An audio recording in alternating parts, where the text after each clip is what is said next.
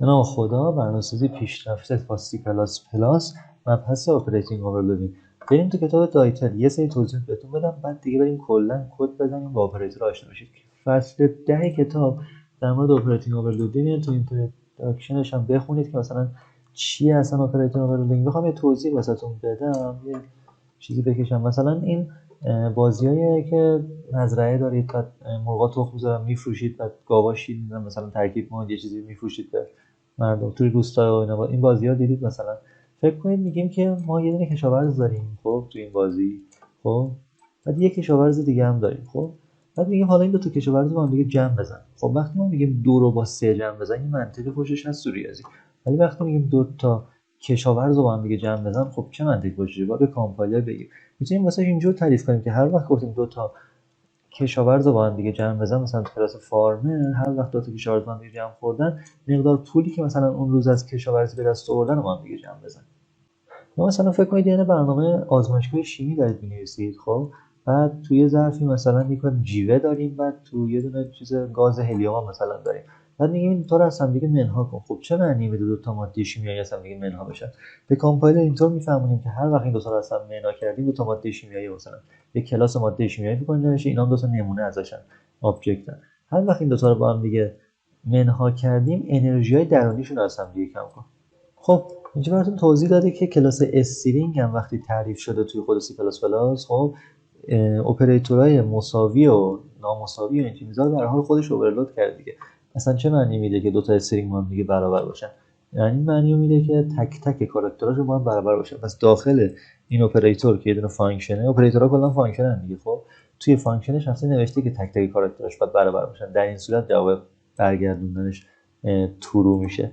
اینا میگن که ما میتونیم خروجی اپراتورها رو عوض کنیم. مثلا به این میگم به جای که ترو برگردونیم، یعنی اینت برگردونیم، مثلا بولیان لازم برگردونیم. توی فاندامنتالزش گفته که سی پلاس پلاس اجازه نمیده که اپراتورهای جدید وارد کنیم.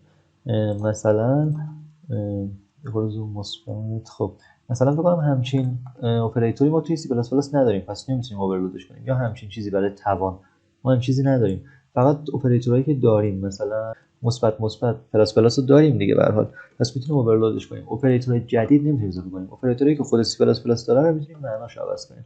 این پایین‌تر گفته که حالا استاد تو ویدیوها به اینا اشاره کردن، کامل نکته رو گفتم، من زیاد تئوری چیز نمی‌کنم، بریم سراغ کد. اپراتور دات که ممبر رو مشخص می‌کنه رو نمیتونیم چیز کنیم، پوینتر تو ممبر رو نمیتونیم اوورلود کنیم. یه نمونه نشونتون بدم اینجا، مثلا این دو تا پوینتر تو ممبرن که نمیتونیم اوورلودشون کنیم. بعد عملگر حوزه، خب خیلی مهمه، داره حوزه ها رو مشخص می‌کنه، قطعا نمیتونیم اوورلودش کنیم. یکی هم عملگر سگانی سی پلاس پلاس که حالا جلوتر میگم بهتون، تنها عملگر سگانی سی پلاس پلاسی که اصلا نمیتونیم اوورلودش کنیم، بنابراین عملگر یگانی و دوگانی رو میتونیم، دوگانی یا دوگانه ای نمیدونم کدوم درسته رو اوورلودشون کنیم. پایین‌تر در مورد قواعد این اپراتورها صحبت کردیم که می‌خوایم اوورلودشون کنیم. خیلی نکات مهمی داره. یکی این که ما نمیتونیم ترتیب اپراتور رو به هم بزنیم. مثلا من می‌نویسم 2 به علاوه 3 ضرب در 9، خب این ترتیبشون خب اول ضرب اجرا میشه بعد جمع دیگه، پس اینجوری درش نظرش میگیره. باز من اگه معنای اینا رو تغییر بدم واسه کلاس‌های خودم، باز نمیتونم ترتیب اجرای عملگرا رو عوض کنم. میتونم معناش رو عوض کنم ولی ترتیبا رو نمیتونم دست بدم. به هر حال استار از مثبت بیشتر. بعد پایین‌تر گفته که یک نکته هم اینجا، این سه تا خیلی تو امتحان میاد بهتون بگم، این سه تا عملگر نمیتونن به صورت گلوبال چیز بشن، حتما باید ممبر فانکشن باشن. اپراتورها همونطوری گفتم فانکشنن دیگه، خب حتما باید داخل یک کلاسی باشن. بچه‌ها تو بحث سربارگذاری یا اوورلودینگ فکر کنم فانکشن اوورلودینگ و بعضیاتون با اپراتور اوورلودینگ اشتباه بگیرید. بریم فانکشن اوورلودینگ بهتون بگم چیه. مثلا یه دونه بازی شطرنج داریم، می‌خوایم مهره‌ها رو تو سلول‌ها جابجا کنیم. خب یه دونه تابع موو نوشتیم، void موو نوشتیم که اینت x و اینت y میگیره، مختصات x و y رو میگیره و جابجا میکنه.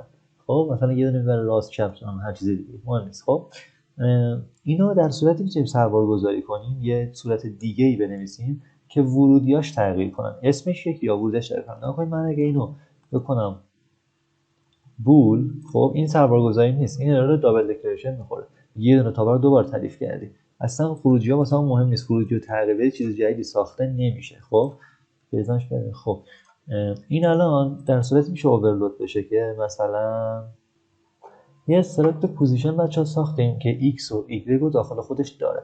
پس اینجا دیگه لازم نیست x و y بشه، میتونیم بنویسیم یه دونه پوزیشن بگیر اسمش هم پوز. خب اسم دو تا تابع یکی یا دو تاش دارن حرکت میکنن، خب ولی یکیشون پوزیشن میگیره، یکیشون اینتو x و y میگیره. خب چون عملکرد دو تاش یکیه، اگه عملکردشون فرق کنه که خب هیچی، دو تا تابع جدا می‌نویسیم توی بادیاشون. نکنید این شکلی اینجا من یه سری کد میزنم، اینجا من یه سری کد دیگه میزنم. خب اگه عملکردشون مشابه باشه میتونم اینجوری فرا بخونمشون. مثلا بگم میدونه اینت x داشته باشه، x آ ب بذارم ملاقاتی نکنید، آ داشته باشیم که بگه پوز دات مثلا xش باشه، بعد یه دونه اینت b هم داشته باشیم که مساوی، چرا ننوشتم، مساوی باشه با پوز دات ایگرگش مثلا. خب بعد تو همینجا تا خب تابع موو رو فرا بخونه، موو آ و ب. کجا کاربرد داره؟ یکی از مهمترین کاربردهای فانکشن اوورلودینگ توی کانستراکتوراست، توی اشیاء مختلف. خب بچه‌ها بریم مثال سر مثال خودمون. دو تا کشاورز رو می‌خوایم با هم دیگه جمع بزنیم، می‌خوایم بگیم که مقدار پولی که اون روز به دست آوردن رو با هم دیگه جمع بزن. خب معنا ببخشیم بهش. اول واسه ورودی خروجیمون IOSTM رو بذاریم. من اینجا یه کلاس نوشتم، خب کلاس فارمر که به صورت پرایوت یه اتریبیوت داره که پول خودشه. حالا اینجا میتونیم کلی تابع دیگه بذاریم توی طول بازیمون، ولی خب اینجا چیزی که نیاز داریم فعلا یه نوع کانستراکتوره که از ورودی یه دونه x میگیره که اون x رو میذاره تو مانی، یعنی پولمون رو تعیین کردیم چون مثالمون ساده است این کارو کردیم. بریم اینجا بذاریمش. خب میخوایم دو تا اول فارمر تعریف کنیم، بگیم که فارمر مثلا علی، بعد مقدار پولی هم که داره مثلا 25، بعد یه دونه هم فارمر رضا مقدار پولش 70 مثلا رضا. خب بعد ما میخوایم همچین چیزی بنویسیم سیاوت علی به علاوه رضا. خب کامپایلر نمیفهمه علی به علاوه رضا یعنی چی، چون دوتاشون از نوع چی هن؟ از نوع فارمر. خب برای اینکه اش بفهمونیم باید اپراتور مثبت رو با دو تا ورودی فارمر اوورلود کنیم. میام اینجا بنویسیم چند بخش داره برای اپراتور اوورلود کردن. یکی بعد خروجیشو بنویسیم که خروجی رو میتونیم تغییر بدیم. مثلا اگه اینجا داره فارمر برمیگردونه، داره فارمر با فارمر جمع می‌ذاره، میتونه مثلا اینت برگردونه یا بول برگردونه، مهم نیست هر چی من نوشتم. خب من میتونم بنویسم یعنی اینت برگردونه چون جواب جمع پولاشون رو می‌خوایم بذاریم برگردونه اینت. بعد یه دونه می‌نویسم اپراتور واسه همشون همینجوریه، هر اپراتوری بود. بعد خود اپراتور رو میذارم اینجا، بعد دارم فاصله میدم که به خورده بدونید اصلا دیگه جدا. بعد باید آرگوماناشو مشخص کنم. داره دو تا عملگرامون دوگانیه دیگه، داره دو تا فارمر میگیره. پس من می‌نویسم فارمر، حالا اسمشو میذارم اولی و F1 و بعدی رو اسمشو میذارم F2.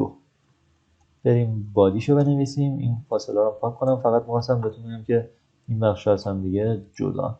خب بادیشو اینجا می‌نویسیم ریترن کن مقدار پولشون دیگه. خب F1 دات میزنم، چیز خاصی نمیاره. چرا نمیذارم به مانی دسترسی پیدا کنم؟ چون مانی پرایوته، خب نمیتونه به این دسترسی پیدا کنه. دو تا راه داریم اینجا بخورمشون جلو خوشگل شه. خب دو تا راه داریم، یکی این که بیایم یه تابع get اینجا بذاریم. خب بنویسیم int get money، بعد بگیم که داخلش ریترن کن مانی رو. خب بعد اینجا ما تابع get money فرا بخونیم. get money اول پول F1 رو بهم بگو، بعد جمع بزن با F2 دات get money. آره پس داره میگه که دو تا فارمر برام بگیر جمعشون بزن، در واقع معناش اینه که پولاشون رو با هم دیگه جمع بزن، بعد ریترن کنه بده اینجا چاپ کنه. بریم کامپایلش کنیم. به ارورو مال قبلی بودا. خب آ رو چیز کنیم، میبینیم که 25 با 75 جمع زده و 100 رو چاپ کرده. روش دوم اینه که تابع گت نذاریم، خب بیایم تابع گت رو برداریم، اپراتور پلاس رو بیایم فرند این کلاس کنیم. بنویسم فرند اینت، اینجا کپی کنم دیگه،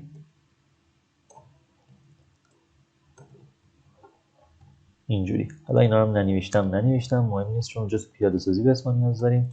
این شکلی کنم. خب بعد اینجا به جای گت که پاکشون کردم می‌نویسم f1.money، اینجا می‌نویسم f2.money، چون فرنده بهشون دسترسی داره، اینو دوست داره دیگه. با هم دیگه دوستم میتونم به این میتونه به پرایوت این دسترسی داشته باشه. بریم کامپایل کنیم. بله 100 دوباره چاپ. بچه‌ها یه پیاده سازی دیگه اینه که اپراتور پلاس رو بیایم ممبر فانکشن کنیم توی کلاس فارمر. یه پیاده سازی دیگه است دیگه. چی معنی میده؟ وقتی میارم اینجا یکی از آرگومان اول رو میپره، نکنید اینو باید پاک کنم وقتی میارمش داخل. چه معنی میده؟ اینجا داره میگه که اپراتور پلاس من یک تابع گلوبالم، خب مربوط به هیچ چیزی نیست، هر جایی میتونه از برنامه‌اش دسترسی داشته باشن. خب میگه که یه فارمر رو بده، یه فارمر دیگه هم بده، من باش جمع بزنم. خب ولی وقتی میبرم توی اینجا ممبر فانکشن میکنم، میگه که من فارمر رو با یه چیز دیگه جمع بزنم، پس خودش میشناسه، پس اپراتور اول نیازی نیست، فقط یه اپراتور یه دونه میگیره. در واقع همون دوگانیه ها، دو تا چیز با هم داره جمع میزنه، علی و رضا رو با هم جمع میزنه. ولی علی وقتی چون اپراتور مثبت رو توی فارمر گرفتیم، اپراتور اولی میگه که منو با یه چیز دیگه جمع بزن، پس اون با یه چیز دیگه رو بهش میگه، پس همین آرگومانش پارامتراش یه دونه میشه. خب میارمش این توی پابلیکا مثلا. خب این فرندرم پاک کنم. خب می‌نویسم اینت اپراتور فلان، بعد یه دونم حالا دوشم پاک کنم یعنی اف ام بگیر. خب میام پایینتر پشتش میذارم، می‌نویسم این مربوط به کلاس فارمره. فارمر بله. خب اف اینجا میتونم اینو پاک کنم، نیازی نیست، البته ارورم نیست، مشکلی هم نداره. خب بیایم تو ریترنش چی بنویسم دیس خودش که میدونه خودش کیه. خب خودم و مانی و من مقدار پولی که دارم و با f دات مانی جمع بزن. شاید بپرسید چرا به تابع گت نیازی نیست، چون تو خود فارمریم خودش میتونه مانی رو بفهمه دیگه، این حوزه‌ایه که داره و نیازی به تابع گت نیست. بریم کامپایلش کنیم. خب بچه‌ها مثل این که مشکل از اینجا بوده که اصلا این محتوای دیس رو نیازی نداریم، دیس مانی بزنیم کافیه دیگه. کامپایلش میکنم. بله اجرا بگیرم 100. اینم 3 تا پیاده سازی از تابع جمع زدن برای فارمر. خب بچه‌ها بریم این عملگر یگانی و یونری هم واسهتون اوورلود کنم. این دیپندنسیاشو بنویسم. من دو تا کلاس نوشتم، کلاس انجین، کلاس کار. از توی کار من یه دونه انجین ساختم. این موتوره، اینم ماشینه، توی ماشینی موتور داریم برای دیگه. خب اینو کپی کنم، بالاتر می‌نویسم چون قراره توی کار استفاده کنم دیگه. چرا اینجا من پرانتز گذاشتم؟ آره. خب انجین یه سری چیز داره، یه گت تایپ داره، تایپش من میاد تایپش میتونه EF7 مثلا چه میدونم TU5 این چیزا باشه، لیتراژ ماشین چه، موتور ماشین چقدر، اسب بخارش بادش چقدر، سال ساختش چقدر، این حرفا.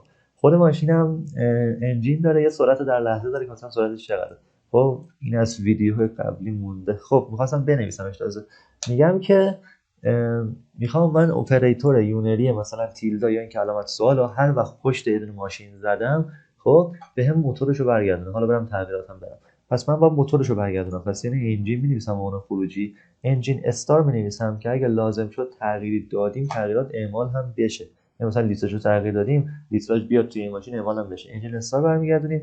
اپراتور مثلا تیلدا، شیفتو بگیرید دکمه بالا تبا بزنید، تیلدا شیفتو بک کد میزنم، یه دونه پرانتز باز میکنم. خب یه سوالی پیش میاد، آیا اینجا به اپراتور به اپرند نیازی داریم، یعنی این پارامتر به این تابع بدیم؟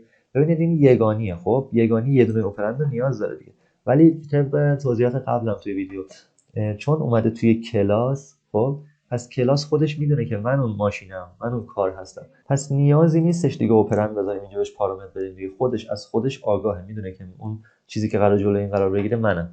پس اگه دو تایی بود اولیش حذف میشه، اگه یه دونه‌ای بود مثل این تیلدا کلا اون پارامتر میپره.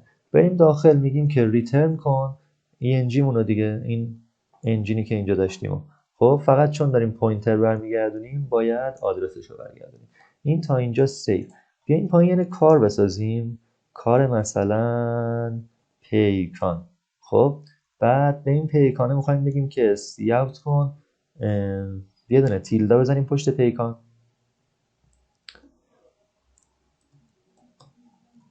خب این تا اینجا چه معنی میده؟ تیلدا واسمون کل این عبارت تیلدا پیکان یعنی موتورش رو واسمون برگردون. خب موتورش رو میتونیم تاپ کنیم؟ نه، چیز خاصی ننوشتیم. پس من باید روش اینه دات بزنم، یه دونه پرانتز میذاریم اول، جلوش میزنم get type و تمام. بریم کامپایلش کنیم. g++ main.cpp EF7 رو واسه اون چاپ کرد، نوعش رو به همون گفت. این از اپراتور تیلدا. میتونم حالا اپراتورهای چیز دیگه هم بذارم، مثلا منفی نکته داره، هم اپراتور دوگانیه، مثلا بخوام بهتون بگم اینجا بنویسم 3 منهای 2. یکی هم این که خب این دوگانیه دیگه، یه دو تا اپرند داره میگیره. یکی هم این که میتونه مثلا علامت عدد رو تغییر بده. فکر کنید عدد منهای 3 رو بهش میدم، خب این جزء علامت اینا، بعد اپراتور منها که بهش میخوره مساوی میشه با مثبت 3، قرینه میکنه. پس میتونم اپراتور منها به عنوان یونری در نظر بگیرم. اگه منها بذارم اینجا به جای تیلدا باید منها بذارم، یا اصلا بیام اپراتور یگانی علامت تعجب بذارم. میتونم اینجا علامت تعجب بذارم. میبینید که علامت تعجب تو حالت عادی واسمون چی برمیگردون؟ نقیض میکرد، واسمون یه بول برمیگردون، ولی ما الان خروجیشو چی کردیم؟ انجین استار کردیم. پس محدودیتی نداریم. تو پرانتز هم توی گفتم ریاض اون سه تا بود دیگه، فقط میتونه توی کلاس اپراتورش اوورلود بشه، توی گلوبال نمیتونیم همچین کاری کنیم. یه کلاس لپتاپ نوشتم، مدلش اول از ورودی میگیره توی کانستراکتور، بعد یه مدل داره، یه دونه رم مقدارشو داره، HDD داره، SSD داره و CPU کلاگریتشو داره. خب توی اینجا پیست میکنم. خب میخوایم فکر کنید یه نفر اومده لپتاپ بخره، میگه من رم فلان میخوام، HDD فلان میخوام، SSD فلان میخوام، CPU فلان میخوام. اگه این لپتاپه مثلا یه دونه ازش 6 ساختم، لپتاپ ایسوس مدلش هم فلان کاپ 571 جی، خب این لپتاپ اگه این مشخصاتش بیشتر یا مساوی اون بود، به حد بگه مثلا این لپتاپ به درتون میخوره. خب بیایم اینجا اپراتور پرانتز واسش سربارگذاری کنیم. یه انتخاب خیلی خوبیه این اپراتور. چرا؟ چون میتونه تعداد زیادی پارامتر بگیره. ببینید مثلا اپراتور پلاس یا مثلا پلاسیکوال جا اینا دو تا کلا بیشتر نمیتونن اپراتور بگیرن، ولی اپراتور پرانتز به اون امکان میده که کلی اپرند بگیریم. خب میخوایم خروجی چی باشه؟ یعنی بول باشه که به اون بگه که لپتاپ واسه اون شخص خوبه یا نه. یه اپراتور بنویسم، یه پرانتز بنویسم، حالا این فاصله هم اجباری نیست. خب یه دونه پرانتز دیگه میذارم. این دو تا رو با هم دیگه قاطی نکنید تو امتحان. این پرانتز نوع اپراتور داره مشخص کنه که اپراتور پرانتز، این داره لیست پارامترها رو میگیره. من اینجا یه دونه اینت آر میگیرم که رم از ورودی بگیریم، ببینیم چقدر رم میخواد کاربر. بعد یه دونه اینت اچ میگیرم ببینیم چقدر هارد میخواد. یه اینت اس میگیرم و یه دونه هم دابل سی. خب میگیم که اگه همه این شرط‌ها ارضا شد، یعنی رممون از مقداری که کاربر خواسته بود بیشتر بود، هاردمون از مقداری که کاربر گفته بیشتر بود، SSD و CPU مون هم همینطور. خب میگیم اگه این بود ریترن کن true، این به درد کاربر میخوره. در غیر این صورت حالا ارسش هم میتونم ننویسم false، برگردون به درد کاربر نمیخوره. ما میتونیم این پایین یه ایف بذاریم، خب بنویسیم که این ایسوزه که هستش، خب بگیم من رم مثلا 256 بیشتر نمیخوام، بعد HDD 512 بیشتر نمیخوام، بعد SSD هم 64 بستمه، خیلی به سقف آرزومون پایینه، اینم 4 باشه رواله واسم. خب اینجا میتونم بیام بگم سی اوت کن اگه این درست بود. این چجوری عمل میکنه؟ اینا رو خب این پارامترها میبینید که چقدر پارامتر داریم، خیلی خوبه دیگه این اپراتور پرانتز. میفرسته به اینجا، جای گزینه اینا میکنه اگه مقدار این لپتاپ مشخصاتش بیشتر از اون بود به درد کاربر میخوره، پس ترو برمیگردونه. ترو برگردونه اینجا ترو میشه، میاد داخل شرط میگه که این لپتاپ واسه شما خوبه. بریم کامپایلش کنیم. بررسی رو انجام داده، میگه این لپتاپ واسه کار شما خوبه. حالا بریم اپراتور کوروشه رو واسهتون سربرگزاری کنیم. این اپراتور پرانتز خب کلی پارامتر میتونه بگیره، ولی کوروشه فقط میتونه یه دونه بگیره. خب مثلا یکی از کارهایی که میشه کرد این که به جای اینکه بتونیم برای همه این مشخصات تابع گت بنویسیم که بدتش بیرون، گت و ست بودن تابعش، میتونیم یه دونه اینت بذاریم. حالا این سه تا با هم خروجشون اینت بذاریم، بنویسیم اپراتور کوروشه، بعد تو لیست پارامترش فقط هم یه پارامتر میتونه بگیره، مثلا یه دونه چر ch واسه هم بگیره. خب بعد اینجا بیایم بگیم if اگه ch مون برابر مثلا r بود، خب واسه همون ریترن کن مقدار رم رو. داره میگه که اگه ورودی بهم r رو دادی رم رو برمیگردونم، h رو دادی hd رو برمیگردونم، s رو دادی ssd رو مثلا برمیگردونم. اگه ورودی نامعتبرم بدی مثلا m رو وارد کنی من 0 رو واسط برمیگردونم. حالا میتونیم اینجا اکسپشن ترو کنیم این حرفا، فعلا نخوندید نمیگم. خب اینجا مثلا میخوام بگم که مقدار رم رو برام چاپ کن، میام اینجا میزنم مینویسم اسمش چی بود ایسوس. خب بعد اپراتور کوروشه رو میذارم جلوش، مثلا r میزنم میگم که برام چاپ کن چقدر رم داره اندل. خب بریم کامپایلش کنیم. مشکل چیه؟ کانستر استار. آها اینجا باید بهش کاراکتر میدادیم، چرا استرینگ دادیم؟ خب یه اجرا ازش بگیرم مقدار رم رو بهمون برمیگردونه. حالا اگه من اینو بگیرم اسش کنم مقدار SSD رو بهم برمیگردونه. این از اپراتور کوروشه. فقط حواستون باشه اپراتور کوروشه و اپراتور حالا براکت میگن و اون یکی اپراتور پرانتز فقط باید تابع عضو باشن، نمیتونن تابع گلوبال تعریف بشن. بچه‌ها کلی اپراتور با هم دیگه کار کردیم، حتما کدشون رو بزنید که تمرین کنید. توی فصل 10 کتاب دیگه اینه که واسهتون زدم کال اپراتور رو. بعد یه دونه میمونه اینجا اپراتور پلاس پلاس و منها ماینس ماینس که استاد توی ویدیو براتون گفتن دیگه، من دوباره نگفتم. همینجا واسه اینزرشن استریم و اینا هم استاد کامل توی ویدیو توضیح دادم. خسته نباشید.